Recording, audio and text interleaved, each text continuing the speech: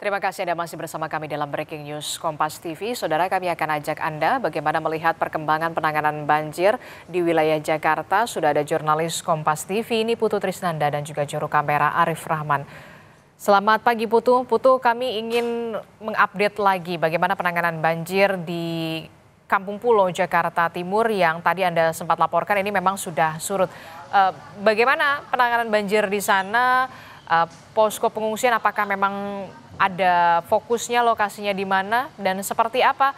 Apakah ada pendistribusian bantuan di sana, Putu?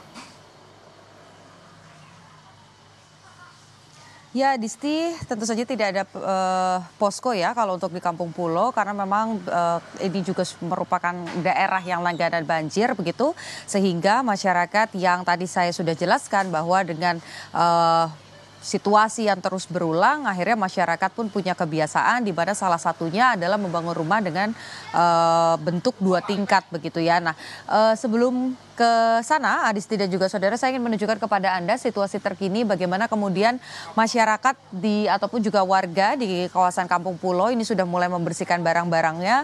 Tadi yang visual Anda saksikan saat ini misalnya ada kompor, kemudian juga ada barang-barang, ada juga alat memasak yang sebelumnya ini sudah dicuci, kemudian sudah dibersihkan. Dan kalau tadi sebelumnya saya sempat melaporkan bahwa memang masyarakat ini sudah mulai membersihkan rumah dari waktu dini hari, dicicil begitu. Salah satunya adalah rumah ini begitu yang kalau secara kontur seperti yang tadi saya sampaikan tingkat 2. Kemudian juga tadi sebelum Anda menyapa saya, Adisti dan juga saudara, sebetulnya tadi ada aktivitas di mana pemilik rumah ini sedang membersihkan rumah. Saya akan mengajak Anda untuk berbincang dengan pemilik rumah.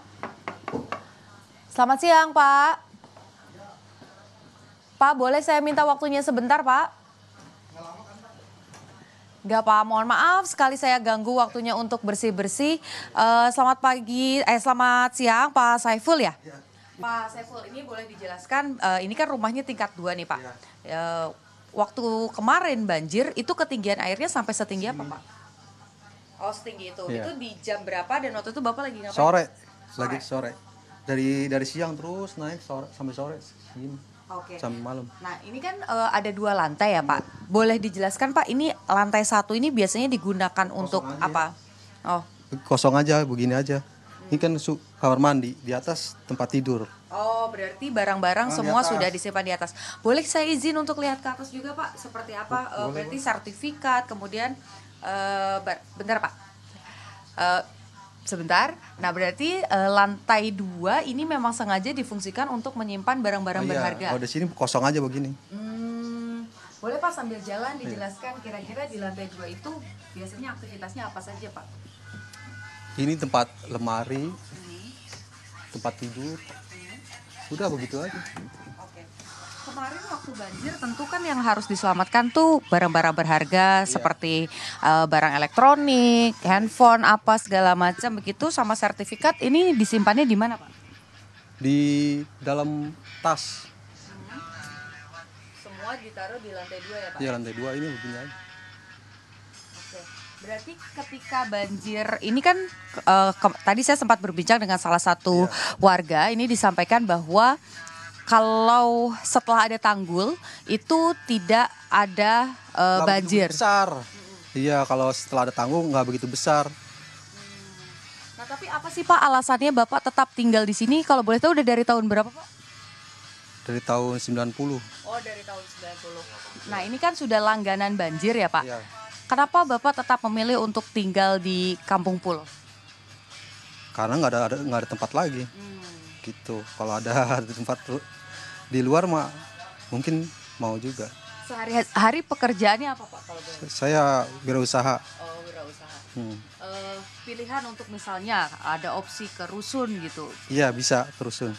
Ada syaratnya apa, misalnya harus dekat supaya kerjaannya juga mudah gitu, Pak? Iya, pokoknya di daerah Jakarta aja. Iya. Oke, baik. Nah, artinya sebetulnya karena sudah lama juga tinggal di sini, harapannya Pak Saiful ini ya kalaupun dipindahkan di tempat yang masih terjangkau begitu ya. Ya, istilahnya nggak jauh-jauh lah dari tempat usaha gitu. Kalau sekarang tempat usahanya di mana, Pak? Di pasar Jatinegara. Oh, di Pasar Jatinegara. Jadi Iya. ya di dekat-dekat sana ya. Kan, iya. Oke, baik. Nah, Pak, boleh saya naik ke atas ya, Pak ya? Ini berarti tempat Bapak beristirahat ya, Pak? Iya.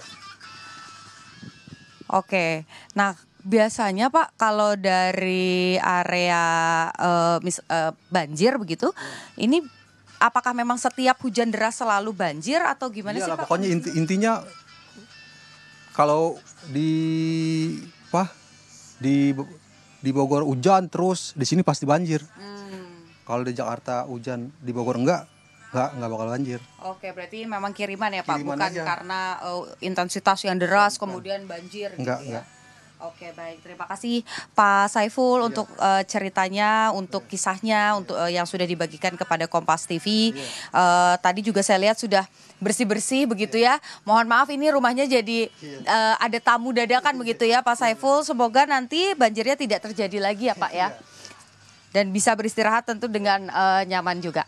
Oke, Adisti tadi sudah disampaikan bahwa salah satunya adalah kediaman dari Pak Saiful, di mana ini sudah merupakan bangunan berlantai 2 yang untuk barang elektronik, tempat istirahat, kasur dan lain sebagainya ini disimpan di lantai 2 supaya ketika misalnya terjadi banjir ini tidak akan terkena dampaknya begitu. Tapi satu hal yang pasti, kalaupun memang harus dipindahkan ke tempat yang lain supaya tidak menjadi korban banjir untuk kesekian kalinya, pesannya cuma satu, jangan terlalu jauh dari tempat usaha atau tempat mencari nafkah ataupun juga dengan aktivitas misalnya seperti sekolah, rumah sakit dan lain sebagainya. Adisti kembali ke Anda di studio. Oke, jadi sebenarnya salah satu warga di sana tadi sempat berbincang dengan Putu Trisnanda ini bersedia untuk kemudian ketika nanti Pemprov Jakarta ini menawarkan untuk direlokasi, tapi kemudian pesannya adalah lokasinya jangan terlalu jauh begitu ya, untuk mereka bisa beraktivitas dari